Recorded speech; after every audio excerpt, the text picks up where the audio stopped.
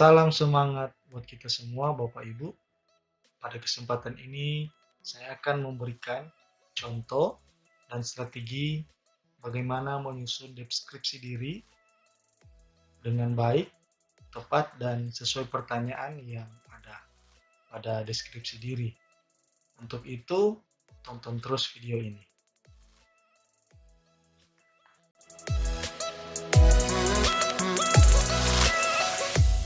Bapak Ibu, pada kesempatan ini saya akan coba menjelaskan ya cara menyusun strategi dengan baik dan tepat sesuai butir yang ada. Nah, deskripsi diri ini adalah lanjutan dari tahapan D5 yang Bapak Ibu telah lolos. Nah, setelah lolos D5, di saat itu Bapak Ibu akan menyusun deskripsi diri. Nah, untuk itu saya akan coba menceritakan pengalaman saya bagaimana menyusun deskripsi diri dengan baik dan sesuai dengan pertanyaan pada butir-butir yang ada.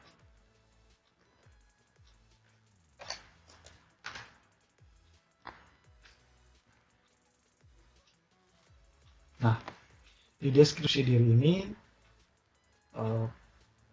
Bapak Ibu mendeskripsikan dengan jelas apa yang Bapak Ibu telah kerjakan yang dianggap Bapak Ibu sebagai prestasi atau kontribusi di perguruan tinggi, baik itu pengajaran, penelitian, dan pengabdian masyarakat. Nah, di situ Bapak Ibu jelaskan atau Bapak Ibu deskripsikan di dalam kolom-kolom yang ada. Nanti saya akan coba jelaskan secara detail per butirnya. Oke, lanjut.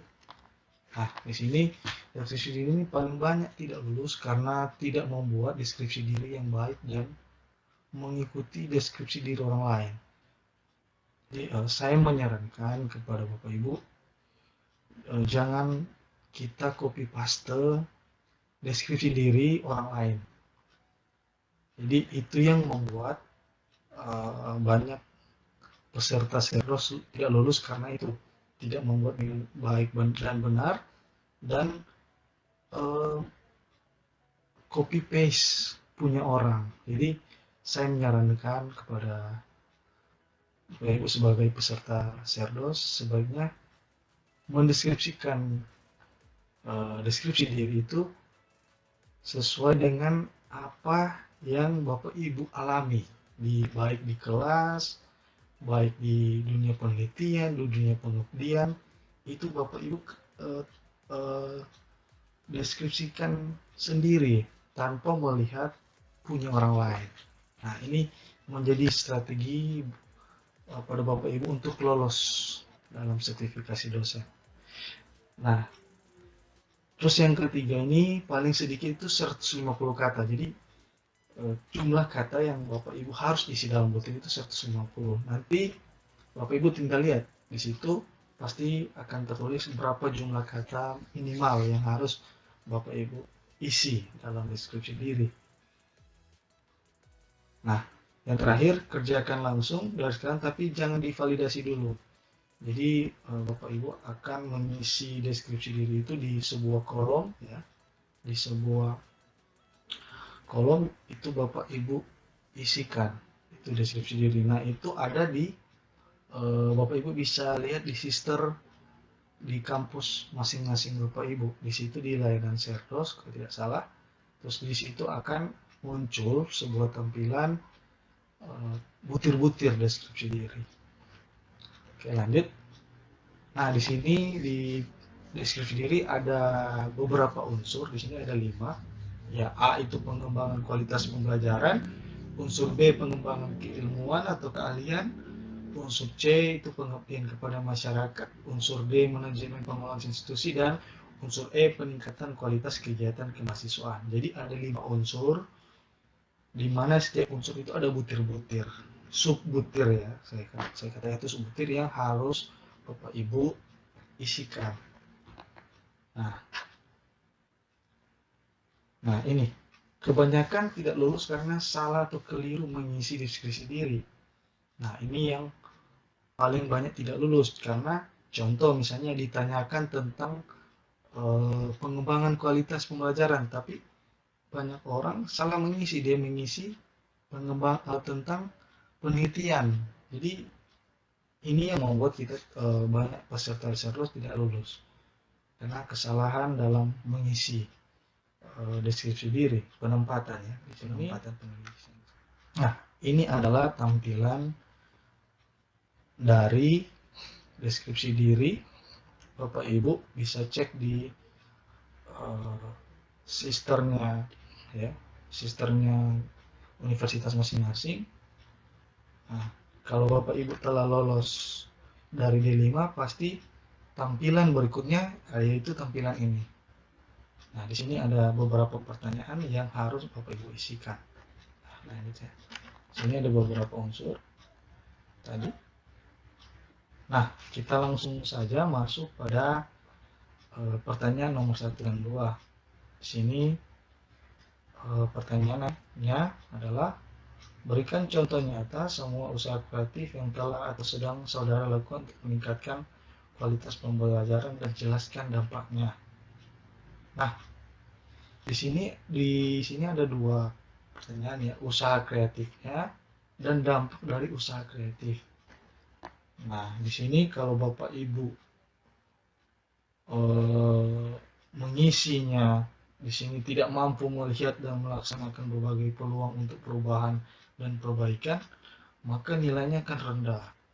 Jadi untuk mendapatkan nilai yang tinggi, Bapak Ibu harus mampu melihat dan melaksanakan berbagai peluang untuk perubahan dan perbaikan dalam aspek pelaksanaan pembelajaran, sehingga memiliki beragam ide yang baru, yang unik dan khas, misalnya menggunakan metode pembelajaran yang baru, mencoba beragam media, dan menyediakan bahan ajar baru, serta mengubah strategi penilaian hasil belajar. Nah, di sini saya akan coba memberikan contoh. Oke, ini adalah contoh deskripsi diri saya yang telah saya buat yang lalu. Sebelumnya saya minta pada Bapak Ibu jangan mengikuti ya, jangan copy paste punya saya. Biarlah deskripsi diri ini hanya jadi contoh ya, hanya jadi contoh dan hanya jadi panduan, tapi tidak mengikuti katanya persis ya, katanya itu persis dengan punya saya. Nah, itu akan menjadi masalah ya, akan menjadi masalah gagalnya Bapak Ibu lolos deskripsi diri. Jadi ini hanya gambaran saja dan hanya contoh saja. Oke, berikan contoh usaha kreatif yang telah saudara lakukan. Nah, di awal kalimat ya Bapak Ibu bisa menjelaskan status ya Bapak Ibu, masuk dosen itu tahun berapa ya, terus ceritakan pengalaman waktu Bapak Ibu menjadi dosen atau menjalankan karir sebagai dosen sampai saat ini, Bapak Ibu bisa jelaskan di awal. Oke, jadi kayak cerita ya, jadi kayak cerita supaya bisa mengetahui ya perjalanan Bapak Ibu menjadi dosen itu seperti apa. Itu saya ceritakan di awal, lalu saya mendeskripsikan mata kuliah apa yang saya ajarkan ya di sini. Saya mengajar mata kuliah ini ya, mata kuliah elektronika digital, fisika, robotika, dan mata kuliah dasar lainnya. Nah, di sini saya menjelaskan pengalaman saya mengajar ya, kurang lebih sudah 5 tahun sampai saat ini. Dan di sini saya ceritakan ya, bagaimana masalah-masalah yang saya hadapi dalam kelas. Nah, sebaiknya Bapak Ibu menjelaskan masalah kelas itu secara spesifik atau secara jelas ya. Dan saya menyarankan masalah yang akan dijelaskan di sini jangan terlalu banyak. Karena kalau terlalu banyak Bapak Ibu akan bingung untuk menjelaskan atau memberikan solusi untuk suatu metode pembelajaran karena terlalu banyak ya, terlalu banyak. Jadi Bapak Ibu cari saja ya, satu saja masalah dalam kelas dan bagaimana Bapak Ibu memberikan solusi tentang masalah dalam kelas. Nah, di sini masalah dalam kelas ya. Nah, mahasiswa yang daya tangkapnya baik cenderung terlihat memiliki individualisme yang tinggi, di mana terlalu berambisi agar nilainya tinggi dan bisa lulus. Nah, mahasiswa dalam kategori tersebut terlihat tidak terlalu memikirkan nasib dan keadaan yang dialami oleh mahasiswa daya tangkap materinya agak sulit. Nah, ini masalah yang saya hadapi dalam kelas. Jadi, mahasiswa yang memiliki daya tangkap materi yang baik itu terlihat individual. Maksud individualnya, mereka tidak mau berbaur dengan mahasiswa yang daya tangkapnya kurang, sehingga mereka membuat kelompok-kelompok sendiri yang tanpa sepengetahuan saya, sehingga mengakibatkan akibatnya 55%, hanya 55% mahasiswa yang lulus dalam kedua kuis yang saya adakan. Jadi saya adakan kuis dan 55% yang tidak lulus. Nah, di sini saya memberikan sebuah solusi atau jalan keluar dengan memberikan metode pembelajaran ini. Metode yang saya gunakan ini, saya buat sebuah kelompok belajar di mana setiap kelompok terdiri dari 5 orang yang di dalamnya terdapat mahasiswa yang daya tangkapnya lebih dan sebagainya lagi mahasiswa daya tangkapnya rendah. Jadi saya buat per kelompok di mana di setiap masing-masing kelompok itu terdapat mahasiswa yang memiliki daya tangkap yang baik dan yang tidak baik. Jadi saya gabungkan. Nah, ini merupakan metode saya. Sehingga setiap kelompok berimbang. Nah, selain itu saya menggunakan strategi penilaian ya. Selain metode tadi, saya membuat strategi penilaian di mana jika dalam kelompok ada anggota yang nilainya kurang dari 60, maka dari setiap anggota akan ditambahkan dengan nilai yang kurang tersebut lalu dibagi dua. Nah, ini merupakan strategi saya, penilaian saya. Jadi, di mana kalau ada teman dalam kelompoknya itu nilainya rendah atau kurang dari 60, maka semua dibagi rata itu, semua dalam kelompok itu harus dibagi dua. Otomatis teman kelompok yang nilainya tinggi pasti akan menjadi rendah. Untuk itu untuk mahasiswa yang nilainya tinggi tentunya dia harus berusaha agar temannya itu bisa naik nilainya. Dengan cara apa ya? Dengan cara mereka harus belajar kelompok. Nah ini dituntut mereka harus belajar kelompok dengan harapan agar mahasiswa yang agak lambat memahami materi yang diberikan. Nah, ini harapan saya untuk bagaimana saya menciptakan metode ini untuk ini agar teman yang agak lambat dapat memahami materi yang diberikan. Oke, ini merupakan usaha yang saya usaha kreatif yang saya terapkan di kelas. Ya, ini salah satunya. Bapak Ibu juga bisa menerapkan metode-metode yang lain yang tentunya unik ya dan kreatif, tapi yang Ibu lakukan di kelas Ibu. Jadi jangan mengikuti orang lain ya. Jangan mengikuti metode orang lain. Maka kalau Bapak Ibu mengikutinya ya pasti akan terdeteksi kesamaan. Ya mungkin ada yang sama metode tapi cara menjelaskannya atau mendeskripsikannya itu jangan sama ya, jangan sama. saya menyarankan agar tidak sama persis. Oke, nah tadi kan saya sudah menjelaskan bagaimana usaha kreatif saya di dalam kelas, terus dampaknya. Nah, dampak perubahan Bapak Ibu bisa jelaskan atau deskripsikan setelah Bapak Ibu menggunakan metode pembelajaran Bapak Ibu punya sendiri. Setelah itu Bapak Ibu menjelaskan, terus dampaknya apa? Nah, dampaknya ini. Contoh nyata pada kelas, suasana dalam kelas berubah ya. Yang sebelumnya terlihat sepi sekarang menjadi ramai. Nah, maksudnya ramai sini di setiap kelompok itu sudah mau belajar bersama. Dan ini merupakan tujuan saya agar nilai mereka di dalam kelas itu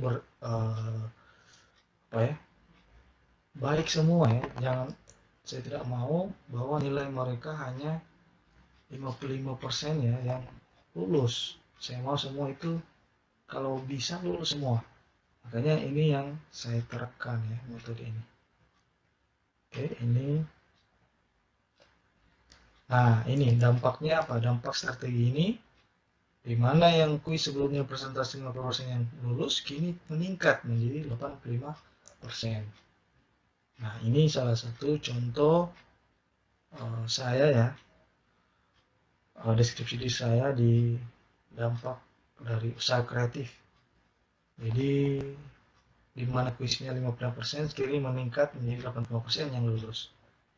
Oke, selain itu juga, nah di sini di saat ini juga saya menerapkan ini pembelajaran e-learning ya, seperti Google Classroom, Google Meet dan sebagainya, sehingga dapat menggunakan mahasiswa mempelajari materi baik secara live streaming maupun dalam bentuk PDF yang telah diupload. Nah, ini Bapak Ibu juga bisa menjelaskan media pembelajaran yang baru ya, yang tentunya efektif. Nah, kita masuk di kedisiplinan ya. Di A.2, berikan contoh kedisiplinan, keteladanan, dan penyikapan terhadap kritik yang sudah ditunjukkan dalam pelaksanaan pembelajaran. Nah, nilainya rendah kalau deskripsinya itu berisi kurang patuh dan taat pada aturan dan tata tertib dalam bekerja sebagai dosen pada berbagai situasi dan kondisi pelaksanaan pembelajaran. Nah, ini akan rendah kalau Bapak Ibu tidak kurang patuh dan taat pada aturan yang diatur dalam universitasnya Bapak Ibu masing-masing.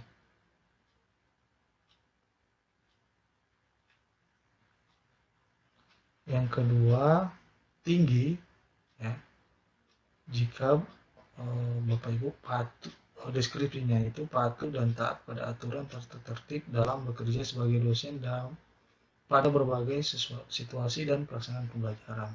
Di sini patuh dan taat aturan tata tertib dan mampu menjadi contoh dalam bersikap menjadi sumber inspirasi. Nah, di sini ceritakan bagaimana kedisiplinan saudara dalam mengikuti aturan dalam mengajar dengan segala keterbatasan yang ada. Yang kedua, ceritakan tetap menyiapkan materi sebelum mengajar. Nah, ini salah satu kedisiplinan dosen dalam mengajar. Saya berikan contoh ya.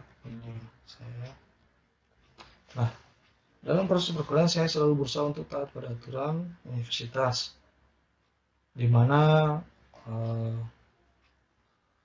mengawali perkuliahan itu harus berdoa. Itu salah satu aturan yang harus dipatuhi baik saya sendiri maupun mahasiswa.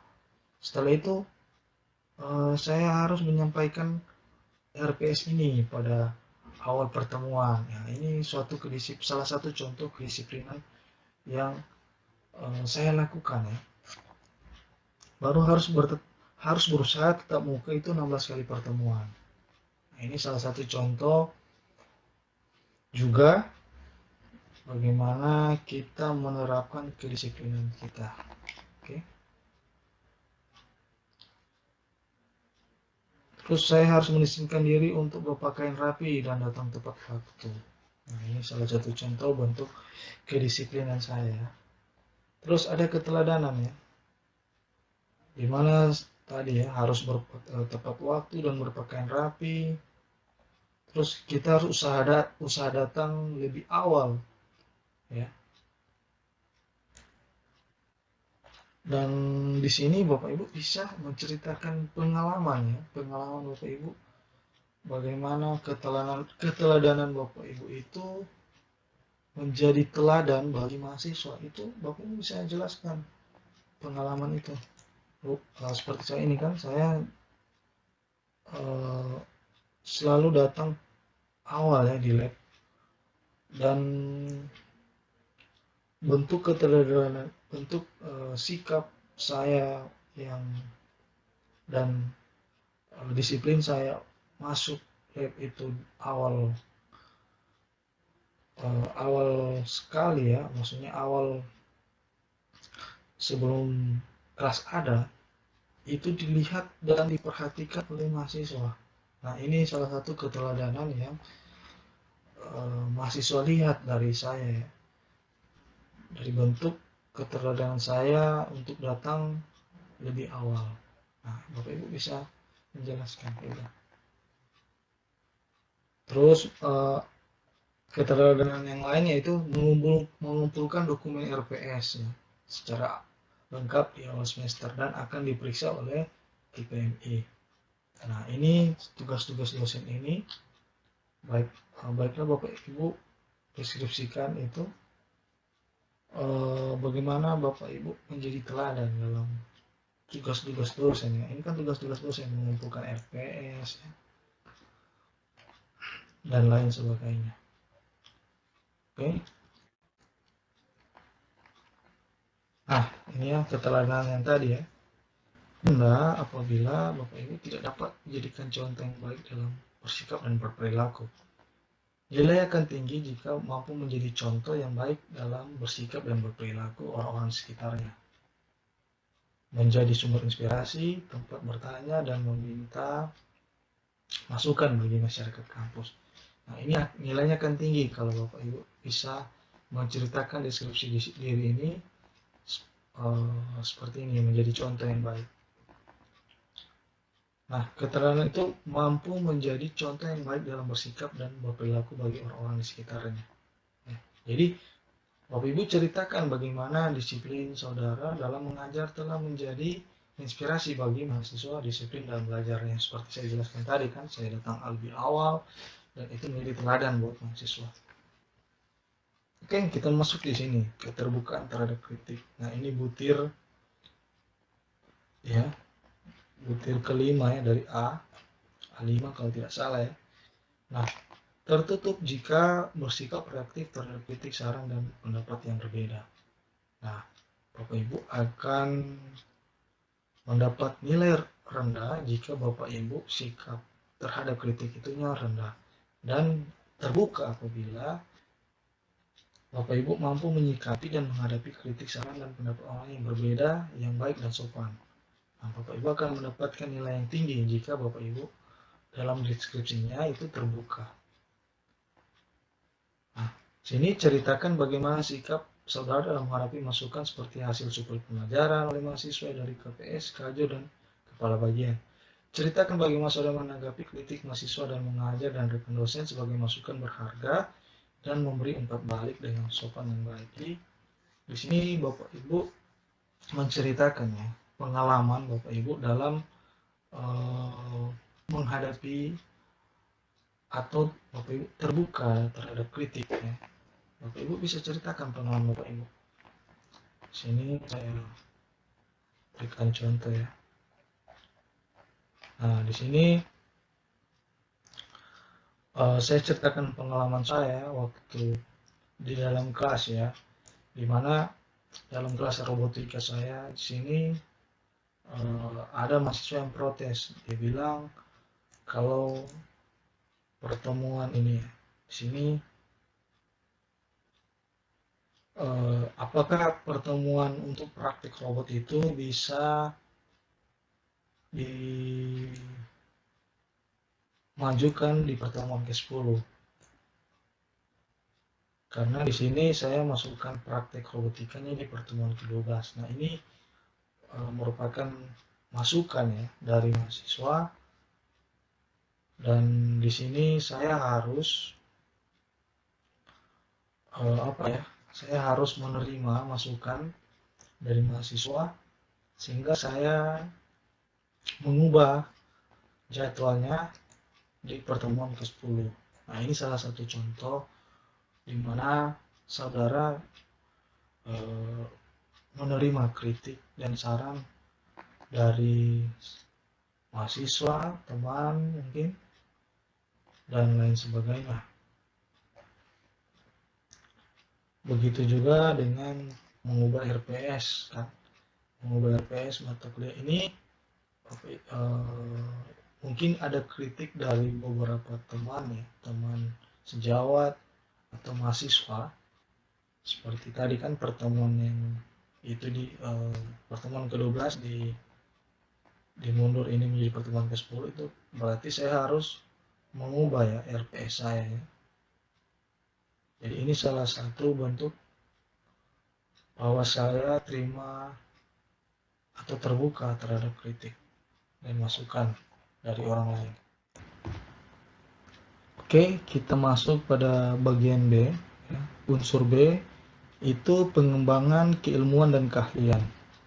Nah, di sini ada beberapa butir ya. Publikasi karya ilmiah, makna dan kegunaan, nilai inovatif, konsistensi, target kerja. Nah, ini yang Bapak Ibu harus deskripsikan ya. Oke. Lanjut. Nah, di sini disuruh sebutkan produk karya-karya ilmiah yang telah saudara hasilkan dan pihak yang mempublikasikannya. Bagaimana makna dan kegunaannya dalam pengembangan keilmuan. Jelaskan bila karya tersebut memiliki nilai inovatif. Nah, di sini nilainya akan rendah apabila Bapak Ibu hanya memiliki satu karya ilmiah yang dipublikasikan pada jurnal lokal dan tidak terakreditasi dalam lingkup perguruan tinggi sendiri. Nah, ini nilainya akan rendah. Dan tinggi apabila karya ilmiah yang dipublikasikan pada jurnal internasional bereputasi.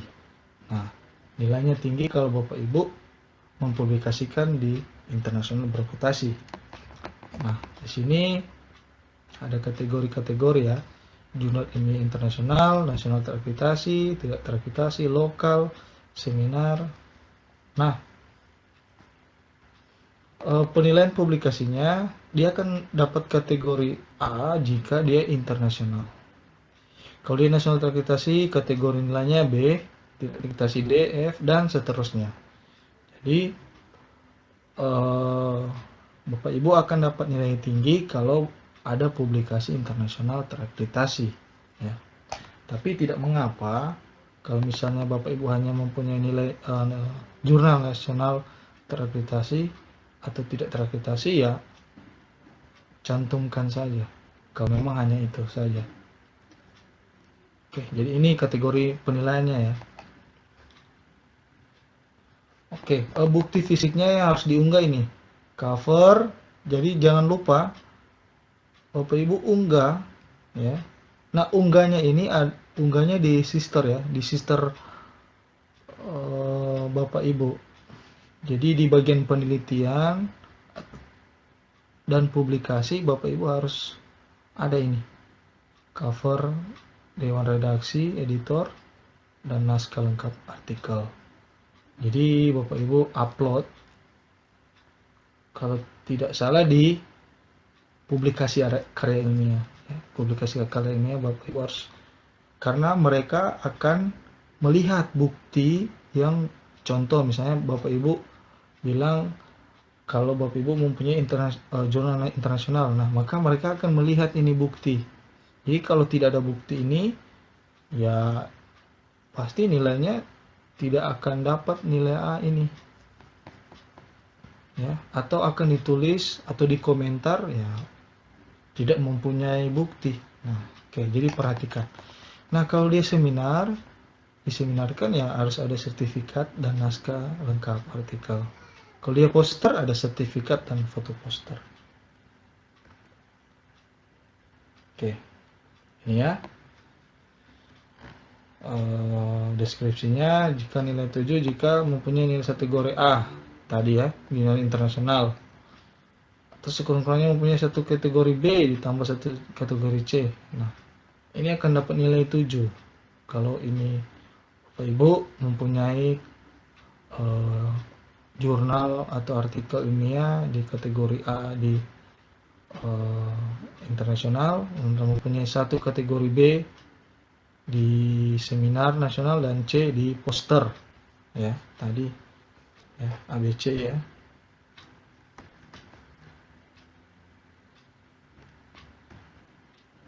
A1 kategori C ya, seminar dan poster. Oke, lanjut. Nah, ini penilaian penilaiannya. Nah, di sini strategi karya ilmiah yang Bapak Ibu akan cantumkan dalam deskripsi yaitu karya ilmiah yang terbaik ya, walaupun sudah 20 tahun yang lalu. Jadi Bapak Ibu cantumkan yang paling. Jadi begini, di dalam deskripsi diri untuk unsur B untuk karya ilmiah, ya mungkin kan Bapak Ibu mempunyai banyak publikasi ya. Nah, kan sangat tidak mungkin semuanya Bapak Ibu cantumkan dalam deskripsinya, karena akan banyak kalimat atau akan banyak kata atau jumlah katanya akan banyak, atau akan bisa 1000 ya kalau mencantumkan semua publikasi. Jadi saran saya 3 saja ya, 3 saja publikasi atau karya ilmiah yang Bapak Ibu punya yang terbaik ya. Di sini dikatakan yang terbaik, tidak mesti yang terbaru, tapi yang terbaik. Bapak Ibu cantumkan 3 karya ilmiah yang Bapak Ibu anggap terbaik. Ya, terbaiknya apa? Terbaiknya dia publikasinya di jurnal internasional atau jurnal nasional terakreditasi. Oke, saya akan tunjukkan punya deskripsi saya ya. Nah, oke, di sini saya hanya mencantumkan 3 jurnal ya, 3 jurnal ilmiah saya ya, yang saya publish itu hanya 3. Kalau tidak salah saya punya lebih dari 3, tapi saya mencantumkan 3 artikel ilmiah yang saya publikasikan. Nah, Bapak Ibu untuk mengisikan ini dalam deskripsi diri untuk publikasi karya ilmiah ya, Bapak Ibu menuliskan pertama jurnalnya dipublish di mana. Artikel ilmiahnya dipublikasikan di mana, nama jurnalnya. Terus judulnya apa ya, judul, terus volume dan nomor serta tahun, terus ISSN-nya atau elektronik ISSN-nya, lalu yang terakhir link publikasinya ya, link publikasinya. Terus ditambahkan dengan Ibu sebagai apa, ketua atau anggota ya, itu dicantumkan ya. Begitu juga dengan jurnal yang kedua dan jurnal yang ketiga, itu formatnya sama. Bapak Ibu tinggal mengikuti ini. Oke, kita masuk pada makna dan kegunaan ya. Nah, nilainya negatif apabila penelitian yang Bapak Ibu lakukan sehingga menghasilkan publikasi itu tidak memberikan kontribusi. Ini nilainya akan rendah. Nilainya akan tinggi kalau penelitian Bapak Ibu yang Bapak Ibu lakukan itu sesuai dengan bidang ilmu Bapak Ibu masing-masing ya. Jadi ceritakan dampak kontribusi penelitian yang Bapak Ibu lakukan untuk pengembangan keilmuan khususnya di bidang ilmu Bapak Ibu. Jadi penelitian dan publikasi yang Bapak Ibu akan deskripsikan itu sebaiknya sesuai dengan bidang ilmu ya. Jadi jangan mencantumkan penelitian yang misalnya saya sendiri di teknik elektro, berarti saya harus mencantumkan atau mengisi deskripsi untuk makna dan kegunaan ini yang bertemakan elektro karena saya teknik elektro. Jadi kalau Bapak Ibu di bidang sosial ya jelaskan di sosial, kalau di bidang ekonomi jelaskan di bidang ekonomi kontribusinya ya. Jadi jangan misalnya Bapak Ibu di sosial terus publikasinya atau penelitiannya di teknik ya, itu di teknik elektro. Ya, itu nilainya akan negatif. Oke, saya akan berikan contoh. Nah ini. Jadi saya bidang keilmuannya di elektro dengan spesialisasi bidang kontrol, otomatisasi dan robotika. Nah, dengan keahlian ini ya saya membuat penelitian yang sesuai dengan bidang saya di bidang kontrol ya. Contoh ini saya melakukan penelitian tentang otomatisasi penyajian air minum perindustrian air. Nah, ini Bapak Ibu menjelaskan ya, latar belakang ya. Bapak Ibu begini, cari ya 1 atau 2 publikasi atau artikel ilmiah yang Bapak Ibu telah lakukan, Bapak Ibu jelaskan kembali. Jadi contoh ini saya menjelaskan salah satu artikel yang telah saya publikasikan, dan saya jelaskan artikel tersebut apakah artikel ilmiah saya itu berkontribusi atau tidak. Nah, di sini saya menjelaskan bahwa artikel ilmiah yang saya lakukan itu sesuai dengan bidang keilmuan saya dan berkontribusi dengan pengembangan keilmuan saya. Jadi selaras ya. Jadi selaras publikasi atau penelitian saya lakukan selaras dengan keilmuan yang saya lakukan. Nah, ini Bapak Ibu bisa jelaskan tentang penelitian ya atau artikel ilmiah Bapak Ibu. Jadi jangan ceritakan semua, ceritakan 1 atau 2 lah. Seperti saya bilang tadi ya, penelitian atau publikasi yang penelitian itu ya untuk mengembangkan keilmuan Bapak Ibu. Oke, kita masuk di berikutnya ya, usaha inovatif di 8. Nah, usaha inovatif rendah jika Bapak Ibu tidak menghasilkan gagasan baru bagi pengembangan keilmuan atau keahlian. Tinggi jika menghasilkan gagasan baru bagi pengembangan keilmuan dan keahlian.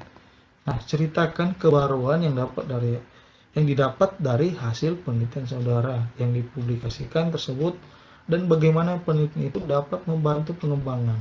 Nah, ceritakan apa yang menjadi kebaruan ya. Contoh kalau saya, kebaruan yang saya dapat itu ya teknologi kalau di bidang saya kebaruan yang saya cantumkan di nilai inovatif ini yaitu teknologi baru, yaitu teknologi RFID ya. Dalam penelitian saya mengembangkan teknologi ini karena saya merasa teknologi ini adalah teknologi yang baru ya, atau sedang panas-panasnya. Jadi itu bisa diceritakan sesuai dengan Bapak Ibu punya artikelnya, itu jelaskan nilai inovatifnya. Oke, kita masuk di B.2 ya. Berikan contoh nyata konsistensi dan target kerja yang saudara tunjukkan dalam pengembangan keilmuan atau keahlian. Nah, di sini akan rendah jika tidak menjaga kesesuaian antara latar belakang keilmuan dengan kegiatan pengembangan keilmuan yang dilakukan. Yang kedua, tinggi memiliki kemampuan untuk menjaga kesesuaian antara latar belakang keilmuan dengan kegiatan pengembangan keilmuan yang dilakukan. Nah, di sini dilihat konsistensi dan target kerja. Ya, saya kasih contoh ya. Nah, dalam pengilmuan saya berusaha menjaga konsistensi. Contoh nyata, ya Bapak Ibu bisa menuliskan ya latar belakang Bapak Ibu dalam pendidikan ya. Kalau saya kan S1 saya di bidang teknik elektro, S2 saya ambil juga di bidang teknik elektro, dan di sini akan terlihat konsistensinya Bapak Ibu konsisten atau tidak tentang keilmuan yang atau keahlian yang Bapak Ibu jalani sampai saat ini. Jadi ceritakan latar belakang Bapak Ibu, S1, S2-nya apa, ataupun S3-nya apa. Sebaiknya ya konsisten ya. Nah, di sini saya ceritakan, baru saya ceritakan bahwa dalam meningkatkan kompetensi keilmuan saya bergabung dalam asosiasi ya. Di sini Asosiasi Robot Edukasi Indonesia. Saya ceritakan itu. Jadi Bapak Ibu bisa menceritakan pertemuan-pertemuan yang Bapak Ibu lakukan, kayak tadi kan bergabung dengan asosiasi, apalagi mengikuti seminar ya, mengikuti group discussion ya. Jadi mengikuti pertemuan ilmiah yang di mana pertemuan-pertemuan yang dilakukan atau asosiasi yang bergabung itu sesuai dengan pengembangan keilmuan Bapak Ibu. Jadi pertemuan-pertemuan ini yang diadakan itu selaras dengan keilmuan Bapak Ibu. Nah, itu konsistensi. Jadi akan dilihat sini konsistensi Bapak Ibu ya. Oke, masuk di ya yang tadi ya, konsistensi.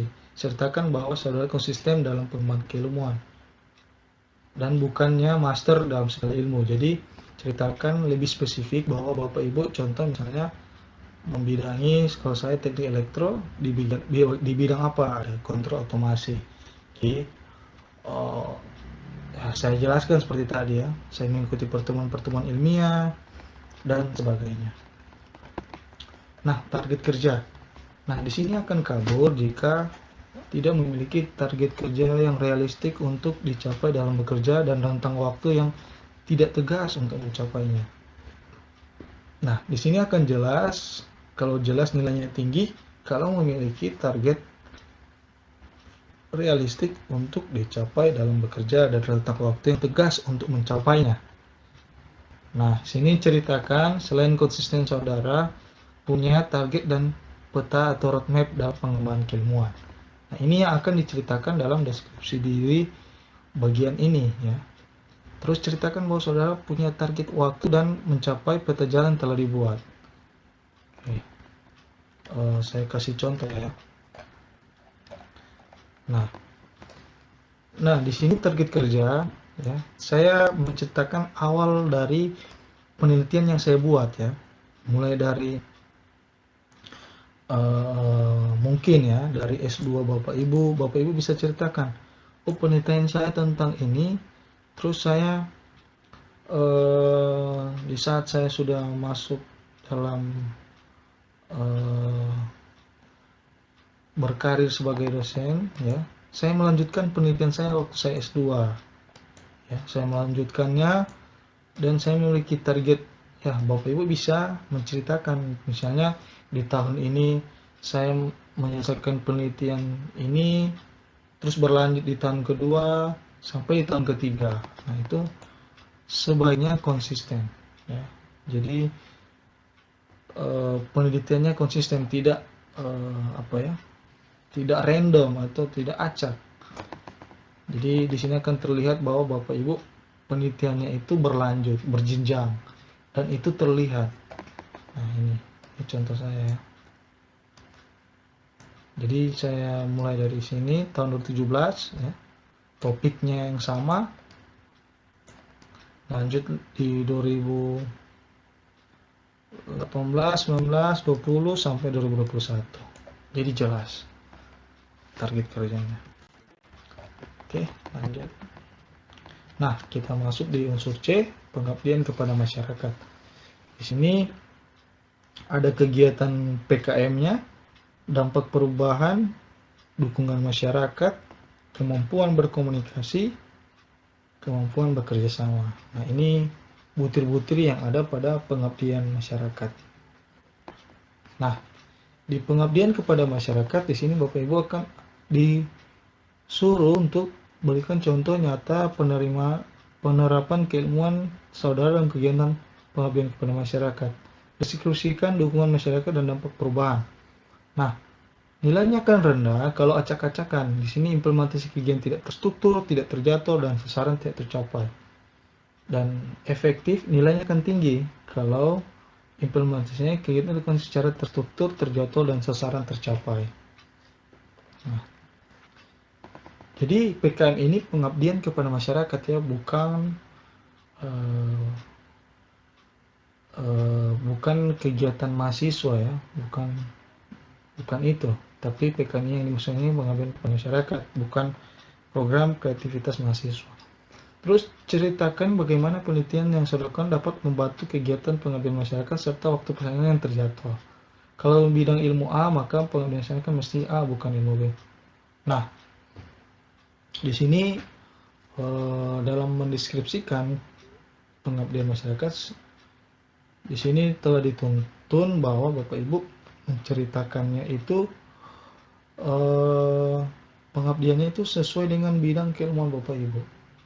Ya, jadi judul pengabdiannya itu harus sesuai dengan bidang keilmuan Bapak, kecuali kita punya penelitian pengabdian bersama dengan multidisiplin yang lain ya, kayak ekonomi, sosial, dan sebagainya.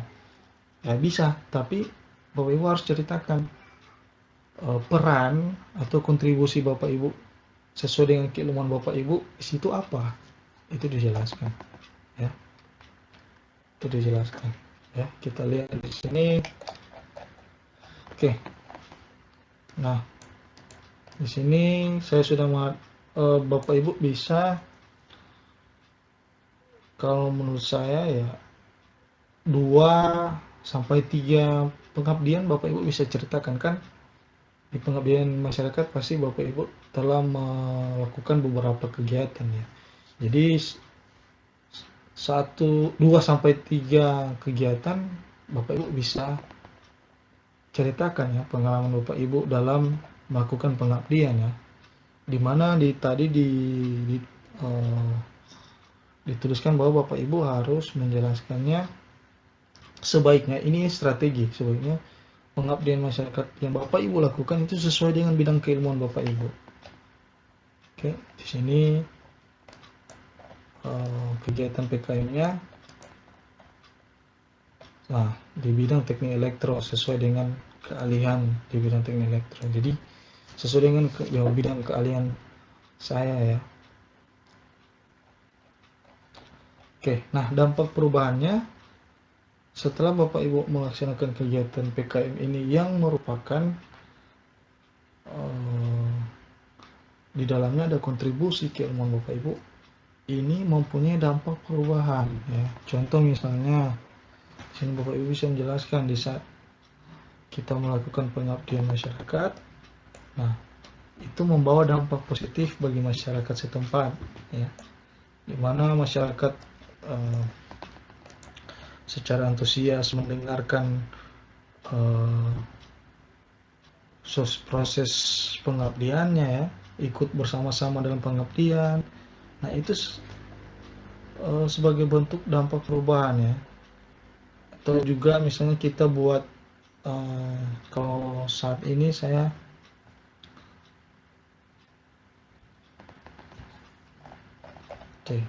ganti.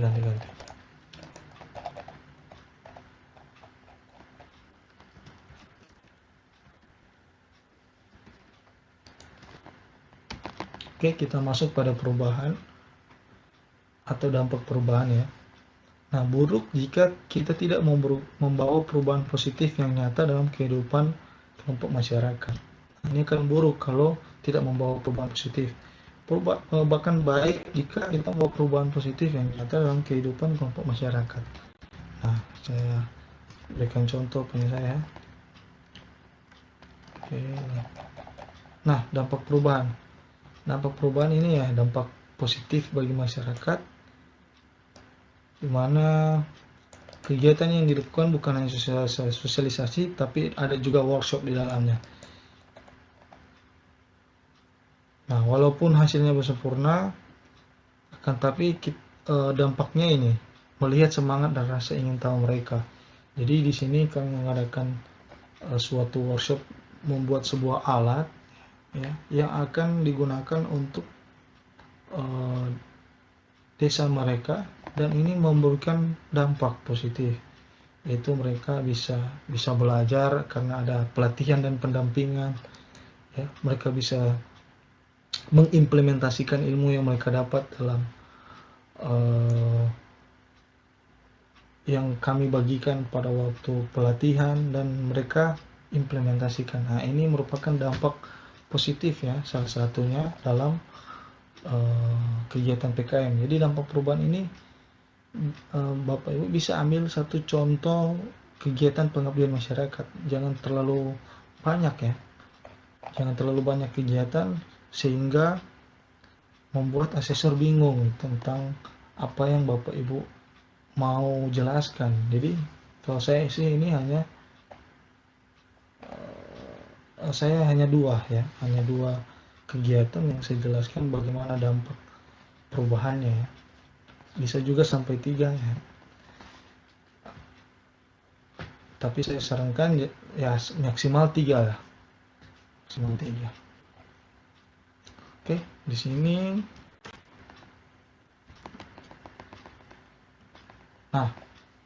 dampak pada masyarakat ya sudah tadi. Nah, di sini dukungan masyarakat ditolak jika melakukan perubahan namun tidak memperoleh dukungan dari masyarakat. Diterima jika merupakan perubahan strategi baru untuk meningkatkan kualitas pengabdian kepada masyarakat dan memperoleh dukungan dari masyarakat luas. Nah, di sini dukungannya datang ke penyuluhan, bukan untuk dukungan masyarakat. Bukanlah bentuk dukungan masyarakat yang baik. Penggunaan masyarakat atau diterapkan oleh masyarakat adalah bentuk dukungan yang terbaik. Nah, di sini dukungan masyarakat. Kasih contoh ya. Nah, di sini saya ceritakan bahwa masyarakat mendukung dalam proses pengabdian kita kepada mereka ya. Dimana ya sebutkan contoh sini, warga setempat baik mereka menyiapkan tempat, kursi, meja dan alat, dan ini merupakan bagian dukungan dari desa setempat untuk menerima kita ya. Jadi mereka membantu untuk menyiapkan sebuah pelatihan dan pendampingan yang kami lakukan pada waktu itu.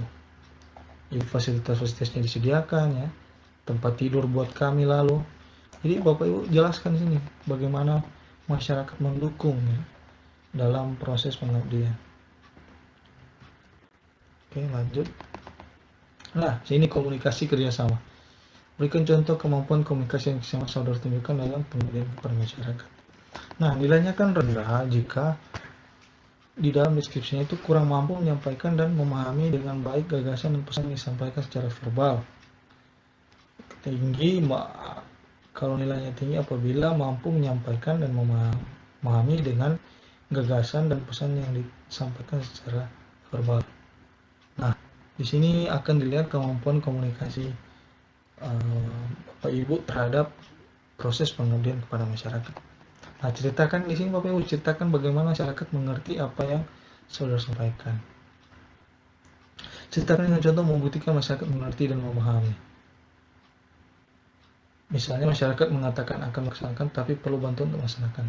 Jadi saya kasih contoh ya, kemampuan Bapak Ibu bisa berikan contoh 1-2 kegiatan pengabdian masyarakat Bapak Ibu di mana kalau saya sini ya, contoh nyata setelah menyampaikan bahan materi pada sesi pertanyaan saya menanyakan saya mengenai kemampuan alat yang kami rakit. Nah, ini salah satu contoh kegiatan waktu itu kita mengadakan sebuah workshop ya.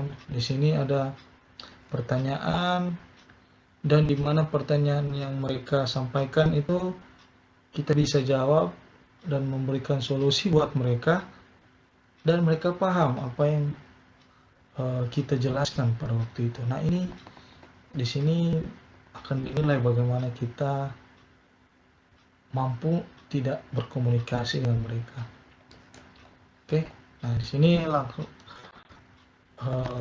saja di kemampuan kerjasama nilainya rendah jika tidak mampu bekerja sama dalam tim kerja dan tidak mampu menempatkan diri sebagai pimpinan maupun anggota tim kerja.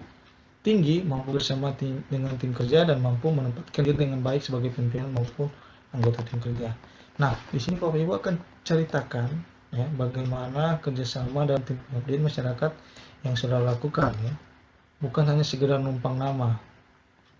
Maksudnya di sini Bapak Ibu jelaskan bagaimana contoh Bapak Ibu sebagai anggota. Nah, Bapak Ibu bisa menjelaskan tugas-tugas apa yang Bapak Ibu kerjakan ya. Dan bagaimana Bapak Ibu bekerja sama dengan anggota yang lain maupun atasan atau ketua pengabdian. Nah, itu Bapak Ibu bisa ceritakan pengalaman Bapak Ibu. Di sini saya ceritakan ya, pengalaman saya waktu mengadakan kegiatan itu. Saya jelaskan bahwa ya saya menyadari bahwa dosen saya dosen paling muda dan dimana saya harus menempatkan diri sebagai menjadi ketua. Jadi waktu itu saya ditugaskan menjadi ketua dan di sini saya harus bertanggung jawab ya dan harus berkoordinasi dengan baik dengan anggota-anggota saya. Jadi Bapak Ibu bisa jelaskan bagaimana Bapak Ibu bekerja sama dengan tim pengabdian kepada masyarakat Bapak Ibu. Oke, lanjut. Nah, di sini di manajemen pengelolaan institusi unsur D ya. Di sini ada implementasi kegiatan dari usulan ya. Dukungan institusi, kendali diri, tanggung jawab, keteguhan pada prinsip. Oke. Kita masuk di D1. Berikan contoh nyata kontribusi saudara sebagai dosen berupa pemikiran untuk meningkatkan kualitas manajemen atau pengelolaan institusi, universitas, fakultas, jurusan, laboratorium, manajemen sistem informasi, dan lain-lain. Jadi berikan contoh nyata kontribusi Bapak Ibu. Nah, nilainya akan rendah kalau implementasi kegiatan tidak terstruktur, tidak terjadwal, dan sasaran tidak tercapai. Nilainya akan tinggi atau efektif apabila implementasi kegiatan dilakukan secara struktur, terjadwal, dan sasaran tercapai. Nah, di sini Bapak Ibu ceritakan bagaimana pada rapat-rapat jurusan Bapak Ibu memberikan masukan untuk kemajuan program studi. Nah, ini yang harus diceritakan. Ini salah strategi bagaimana Bapak Ibu mengisi deskripsi diri khusus untuk bagian D ini ya. Terus ceritakan prasarana saudara sebagai anggota dalam berbagai tim, misalnya ada penyusunan bola, akreditasi, dan sebagainya. Oke. Bagi pejabat jurusan, ceritakan peran dalam memajukan jurusan. Nah, dalam bagian ini ya, Bapak Ibu bisa menjelaskan bagaimana Bapak Ibu terlibat dalam suatu panitia atau kegiatan. Nah, contoh saya ini, saya masuk dalam tim ya. Ini tim akreditasi ya. Saya masuk dalam tim akreditasi. Nah, saya jelaskan waktu itu saya ditugaskan sebagai anggota untuk mengerjakan bagian standar 3 mahasiswa dan lulusan. Nah, ini di akreditasi. Jadi saya ceritakan bagaimana saya mengerjakan tugas saya sebagai anggota tim akreditasi ya. Dan ini merupakan kontribusi saya sebagai untuk universitas dalam kemajuan universitas, fakultas maupun program studi. Nah, ini salah satunya. Bapak Ibu bisa memberikan contoh Bapak Ibu menjadi anggota panitia atau anggota tim atau apalah yang membuat atau tujuannya untuk memajukan universitas. Nah, Bapak Ibu bisa ceritakan ya. Oke, di sini saya juga masuk dalam anggota tim penyusunan kurikulum ya. Bagaimana di tim itu saya mengadakan rapat-rapat untuk pengembangan kurikulum. Nah, itu salah satu contoh ya. Bapak Ibu bisa diskusikan. Oke, dukungan institusi. Nah, ditolak jika memberikan kontribusi pengembangan kegiatan akan meningkatkan institusi namun tidak dapat dukungan dari institusi. Nah, diterima memberikan kontribusi kegiatan untuk meningkatkan institusi dan mendapat dukungan dari institusi serta bermanfaat. Nah, nilainya akan tinggi kalau dukungan institusinya itu diterima ya. Ya, saya kasih contoh di sini ceritakan bagaimana masukan peran saudara mendapat dukungan dan kalau belum langsung diterima tidak langsung putus asa, tetapi tetap gigih memperjuangkan kemajuan jurusannya. Dukungan institusi ya di sini. Nah, ya seperti ini tim berupaya mendata fasilitas apa saja yang masih dalam kurang dalam program studi. Contoh nyata laboratorium ya. Pernah mendapat catatan asesor pada proses akreditasi.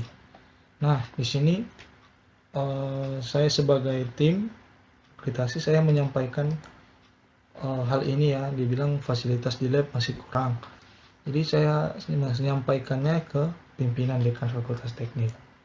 Nah, di sini upaya dari institusi mulai terlihat dengan adanya penambahan beberapa komputer dan perangkat komponen elektronika. Nah, di sini akan terlihat bahwa institusi mendukung pengembangan keilmuan atau pembelajaran di program studi ya. Seperti tadi kan lab kita belum lengkap, dan di sini di pihak institusi berusaha untuk memenuhi apa yang kurang di dalam lab.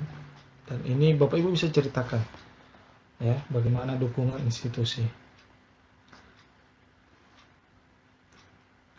Nah, dukungan yang lain kalau tadi fasilitas, ini dukungan yang lain itu ya waktu Bapak Ibu ingin mengadakan conference atau mengikuti conference ya. Di sini universitas ya memberi dukungan dalam bentuk apa? Memberikan uang jalan ya, menyediakan akomodasi ya. Jadi akomodasi waktu ke conference atau pertemuan ilmiah itu disediakan atau dibantu oleh universitas. Nah, ini merupakan dukungan dari institusi. Bapak Ibu bisa menceritakan juga hal-hal seperti itu ya di deskripsi ini. Oke, lanjut. Nah, sini masuk di D, manajemen, kendali diri, tanggung jawab. Nah, berikan contoh kendali tanggung jawab dan keteguhan pada prinsip yang sudah ditentukan sebagai dosen dan implementasi manajemen untuk pengelolaan institusi. Nilainya akan rendah jika Bapak Ibu itu kurang mampu mengendalikan diri dalam berbagai situasi dan kondisi.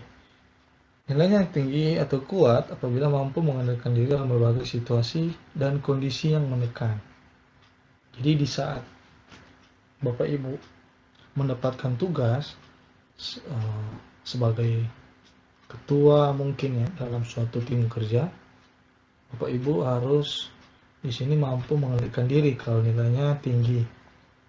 Mau nilainya tinggi ya Bapak Ibu harus menceritakan bahwa Bapak Ibu harus mampu mengendalikan diri ya, walaupun ya secara nyata mungkin Bapak Ibu belum mampu ya, tapi tidak apa-apa ya, jelaskan saja kalau menurut saya sesuai dengan kondisi Bapak Ibu ya, tapi usahakan dalam menceritakan itu Bapak Ibu terus berusaha ya, walaupun mungkin ya Bapak Ibu mungkin ya tadi ya karena ada tekanan Bapak Ibu mulai lemah atau mulai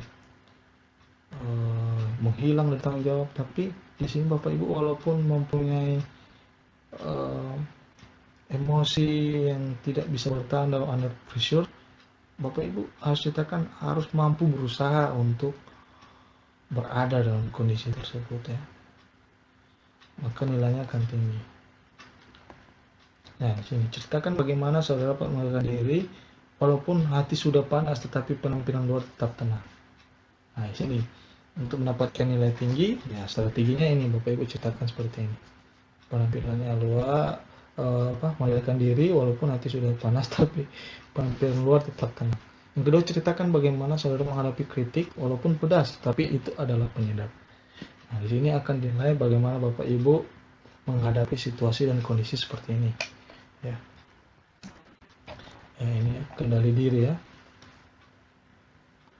Ya, saya ceritakan sini ya waktu saya rapat ya dalam satu penelitian pasti ada perdebatan, pasti ada perbedaan eh, keputusan atau ada perbedaan persepsi ya.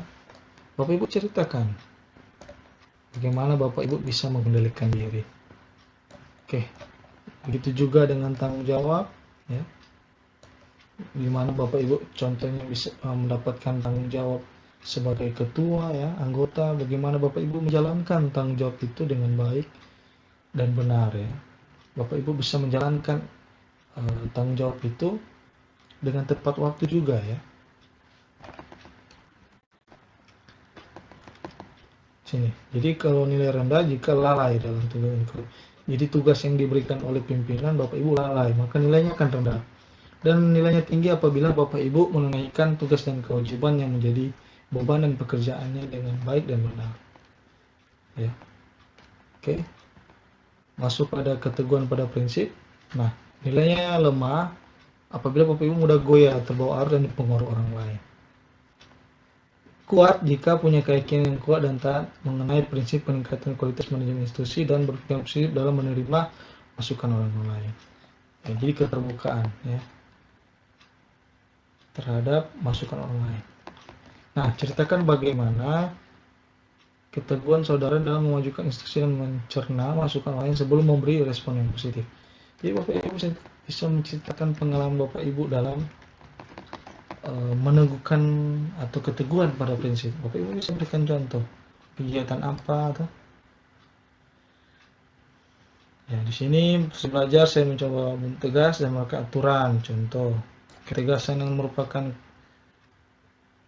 kelemahan. Memang ya saya sadari bahwa itu kelemahan saya. Seperti yang saya bilang tadi kan, jangan kita merasa kita terlalu ya perfect ya, tapi ada usaha untuk memperbaiki. Jadi kalaupun Bapak Ibu ada kelemahan di situ, Bapak Ibu bisa menceritakan, tapi ceritanya harus Bapak Ibu menceritakan bahwa Bapak Ibu bisa memperbaikinya ya. Ya ini terkadang untuk suasana perasaan, nah Bapak Ibu bisa diskusi diri ini sih namanya, bisa juga Bapak Ibu curhat, tapi jangan berlebihan. Oke. Sini di unsur E ya, peningkatan kualitas kegiatan kemahasiswaan. Di sini ada peran dan kegiatan mahasiswa, implementasi peran, interaksi dengan mahasiswa, manfaat kegiatan. Oke, masuk di sini ya. E.1.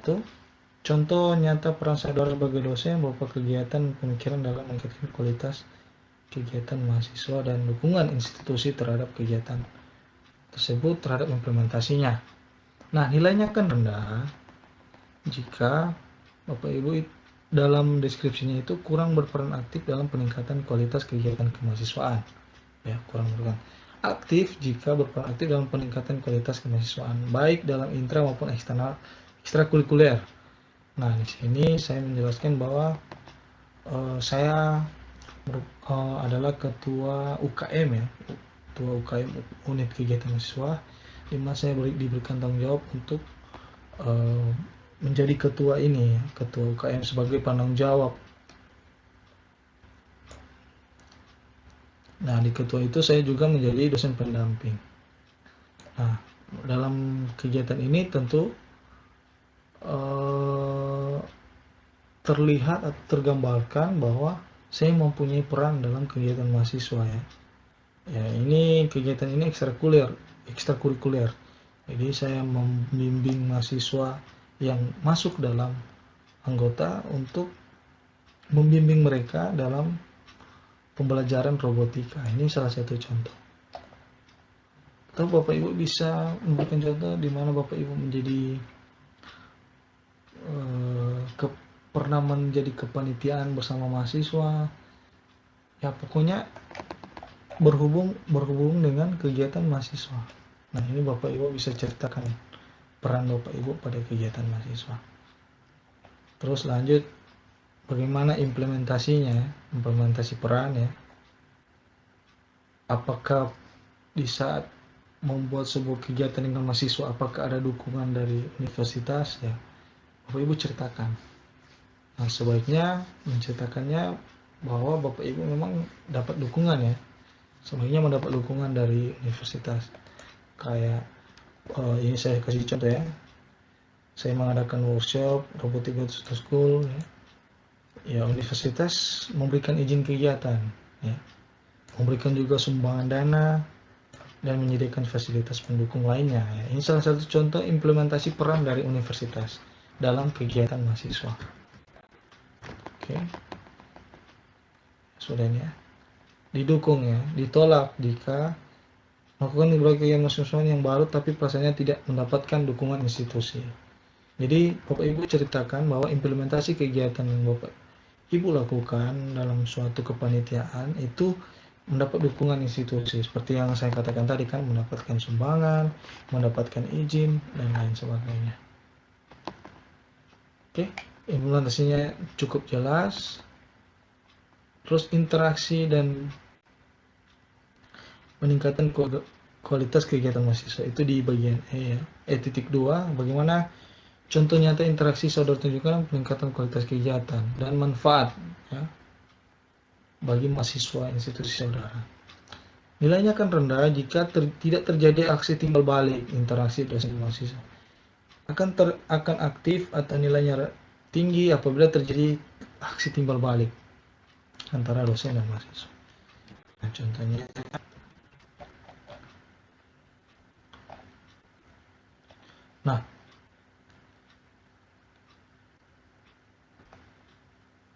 Nah, di sini seperti saya berikan contoh ya, kegiatan yang dilakukan oleh Badan Eksekutif Mahasiswa dan BPM. Itu kegiatan Fakultas Teknik, di mana kegiatan itu merupakan mahasiswa yang baru masuk bergabung.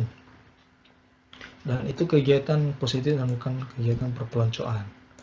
Dalam kegiatan tersebut ada perkenalan dosen dan mahasiswa. Nah, di acara tersebut terjadilah interaksi positif baik.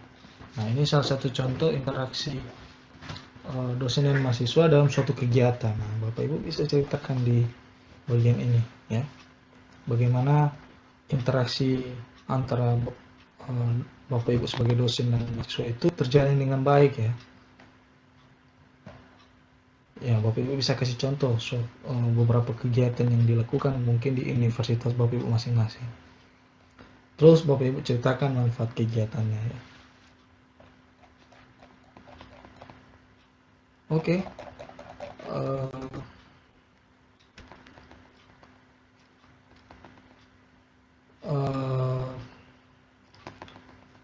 Jika Bapak Ibu telah mengisi, maka langkah berikutnya Bapak Ibu akan ini ya, cetak dulu ya. Bapak Ibu akan cetak lembar pengesahan ya. Bapak Ibu bisa unduh. Itu nanti setelah Bapak Ibu isi butir-butir tadi, setelah itu Bapak Ibu akan disuruh untuk pertama Bapak Ibu download dulu lembar pengesahannya, terus akan diminta tanda tangan oleh dekan atau pimpinan fakultas, terus yang kedua rektor. Jadi ada dua, kalau tidak salah, tanda tangan yang Bapak Ibu akan cari dan dapatkan tanda tangan itu ke pimpinan Bapak Ibu, lalu di upload di sini. Terus, oke, sekarang saya akan coba jelaskan unsur penilaian, deskripsi diri Bapak Ibu. Jadi unsur penilaiannya itu ada 5 ya: pengembangan kualitas pembelajaran, pengembangan keilmuan atau keahlian, pengabdian kepada masyarakat, manajemen pengelolaan institusi, peningkatan kualitas kegiatan kemahasiswaan. Nah, di masing-masing unsur penilaian itu terdapat bobot unsur ya. Di sini kalau kualitas pembelajaran itu 28, keilmuan itu 34, pengabdian 16, pengelolaan institusi 12, dan peningkatan kualitas kegiatan kemahasiswaan itu 10. Nah, di sini kita lihat paling banyak nilai itu ada di pengembangan keilmuan dan keahlian. Nah, di setiap bobot unsur itu dibagi lagi per bobot butir ya. Seperti contoh, di sini ada usaha kreatif, nilai bobotnya 8, dampak perubahan 8, kedisiplinan 4, publikasi karya ilmiah 18, dan seterusnya. Oke. Nah, dari sini kita bisa lihat bahwa bobot butir paling tinggi itu ada pada publikasi karya ilmiah. Dan juga yang kedua itu usaha kreatif dan dampak perubahan. Nah, untuk itu ya saya menyarankan kepada Bapak Ibu sebaiknya dalam pengisian deskripsi diri itu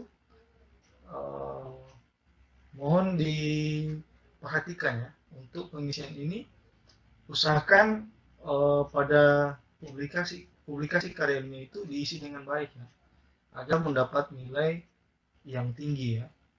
Begitu juga dengan usaha kreatif dan perubahan. Dan juga lainnya ya, yang lainnya itu juga harus Bapak Ibu juga harus isi dengan baik ya. Oke.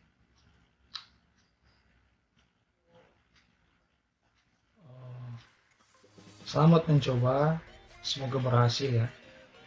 Semoga apa yang telah saya sampaikan tadi itu bermanfaat buat Bapak Ibu dalam pengisian deskripsi diri. Nah, ingat pesan saya tadi, jangan copy paste deskripsi diri punya orang lain, baik teman ya, rekan sejawat maupun punya saya tadi, ya jangan ikuti ya.